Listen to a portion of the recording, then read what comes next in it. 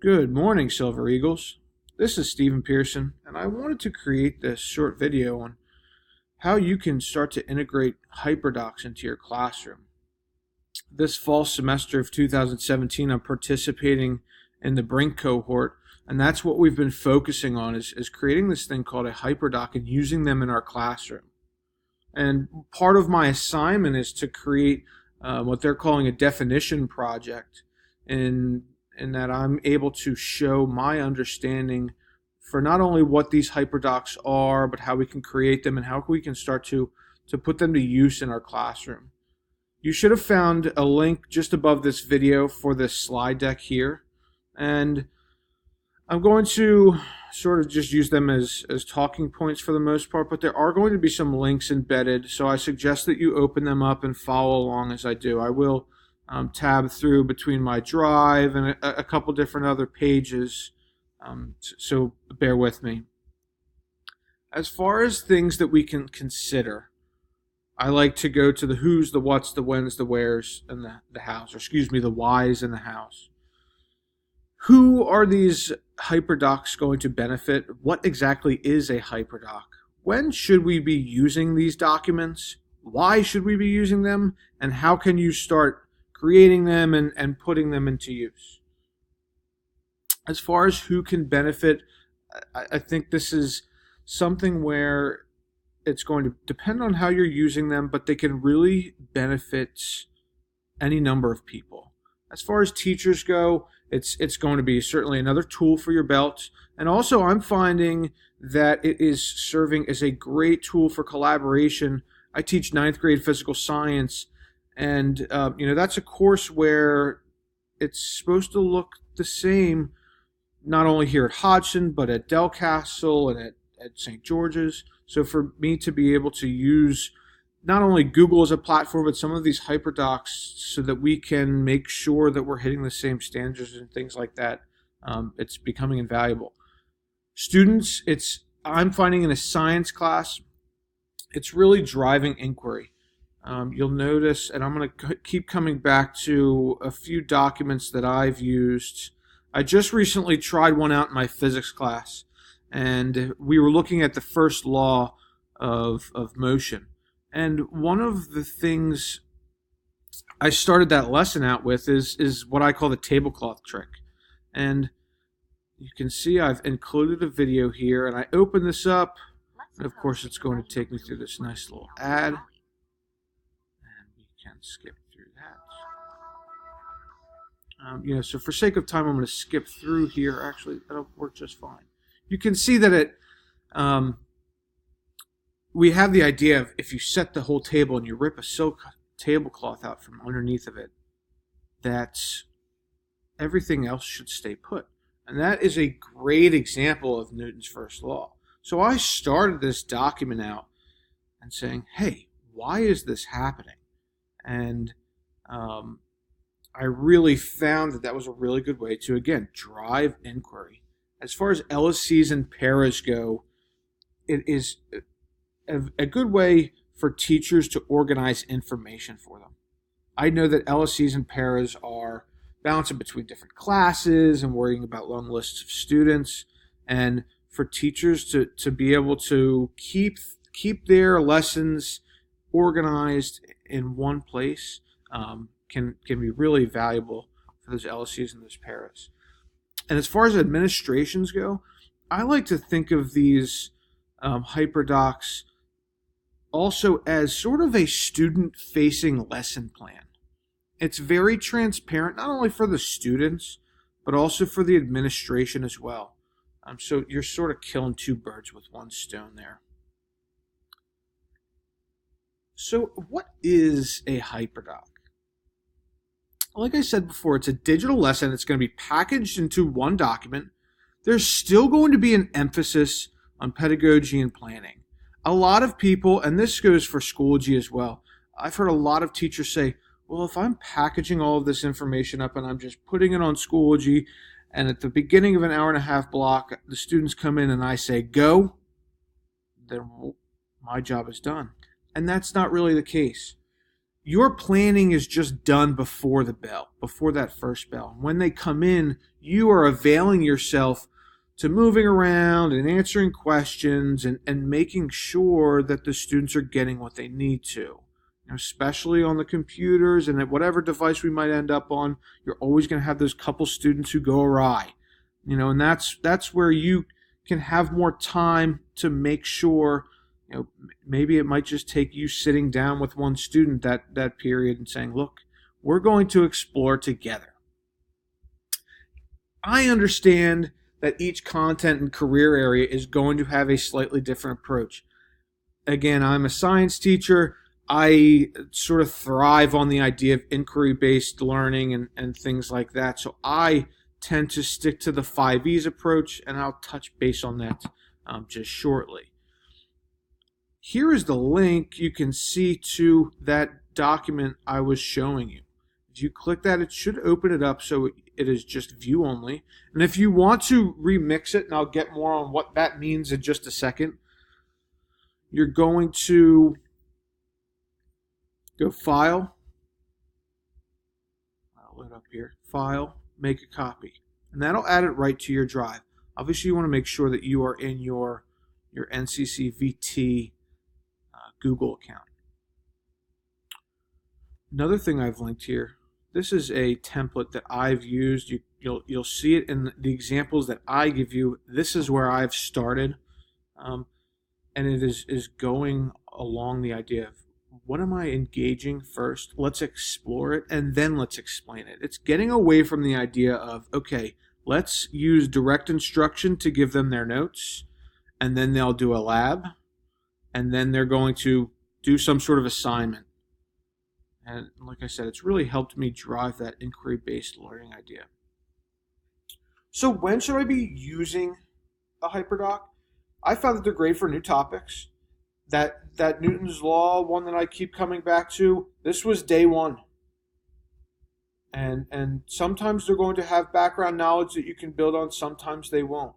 And that's really where this part is going to come into. Now, I'm still working on whether or not these should span over a single period or maybe a few days. I would argue that some of my topics, and I'm sure many of you will feel the same, there might be days where it takes me to get from what I would call the engage step all the way to what I would call the apply step, especially if you're considering a mastery sense of the word. So that is something to think about, and I will certainly try and do my best in clarifying that as I go. I'm learning just as much as you are right now. But they can be used as tools to create new levels of student products. Technology is going to avail us the ability to create assignments and really for the students to do assignments to new levels. There's going to be so many different tools, and I will as this folder gets larger and larger, I'll be sure to give you links. I just didn't want to give you too much at once, if you will. And just like it encourages teachers to collaborate together, it's a great platform for students to collaborate with each other as well. And really, the opportunities are endless. That's one of the beautiful things about moving forward with the one-to-one initiative. There is going to be so many different opportunities for students to do so many different things, and it is going to become truly individualized, for each student.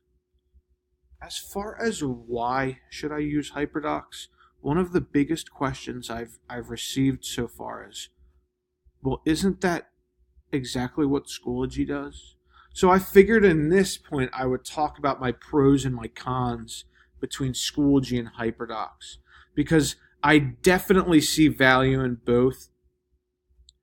I teach 9th grade physical science and I teach 12th grade physics, and I can't think of a better sample set for me to explore the usage of these two platforms, because there are definitely pros and cons for both groups.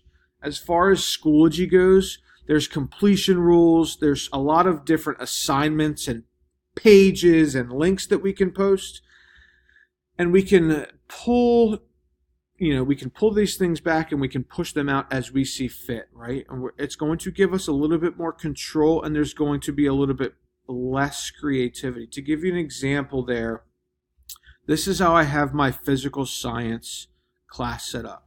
All right, I have my Roy G. Biv started here with the different colors corresponding to the different units. But if I look, just for example, the safety information I've got here, I can put these completion rules on. This is something that every science class in every career area needs to take care of.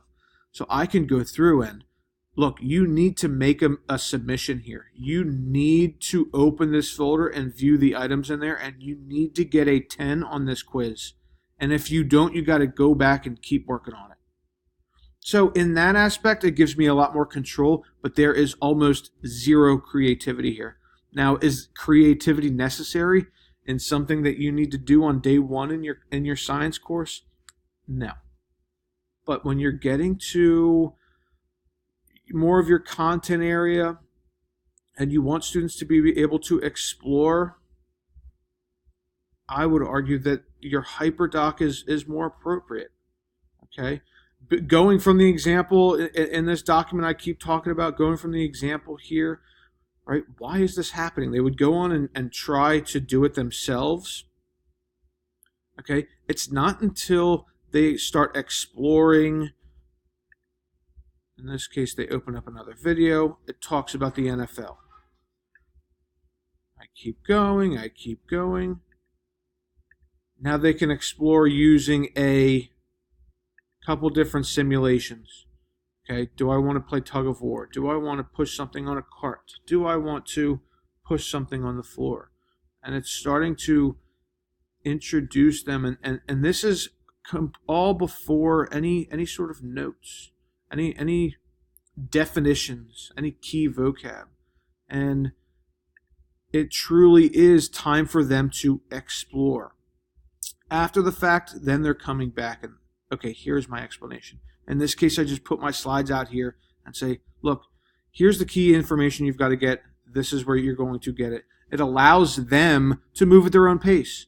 And that's another huge benefit I see to the Hyperdocs. And like I said, it avails students to create a more unique project, I should say. Okay. As far as starting to use them, and I'm going to sort of try and wrap this up here, you want to start with a plan.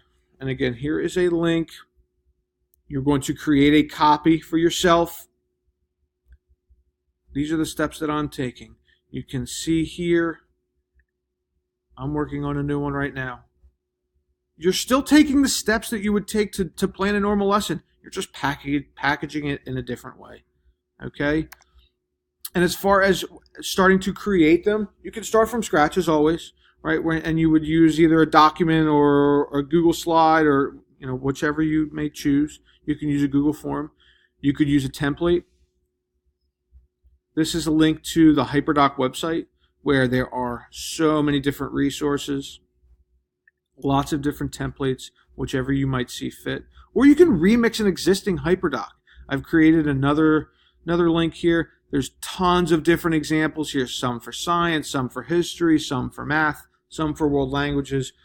It goes on and on and on. You just want to make sure that if you're using something like that, you're giving credit to the original owner. So, with that being said, and I know that was a 15-minute crash course here, or we're working on 14 minutes here. This slide deck here is going to be a working document. I understand that it's a little shallow right now, and I'm going to continue to add resources right here. And as I find more and more tips that I can offer you, I want to keep adding them here so we can continue to work on these things together. Again, my name is Stephen Pearson. I'm down here in room 154 if you want to stop by, or reach out to me on Schoology, or just shoot me an email. I am learning just as much as you guys are right now. So, feel free to shoot me any questions you might have. But I look forward to learning more about these and really putting them into play as we move forward here at Hodgson. All right, guys, have a good day.